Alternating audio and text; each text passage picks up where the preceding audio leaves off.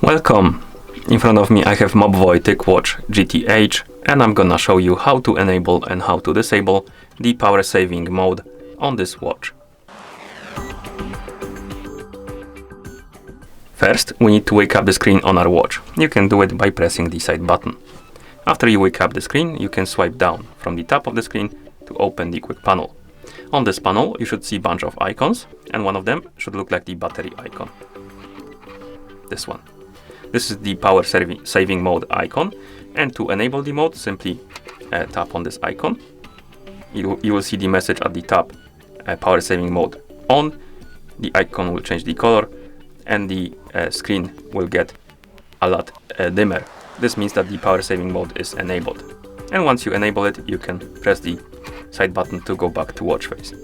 So that's how you enable the mode. To disable it, simply wake up the screen, swipe down to open the control panel, tap on the icon.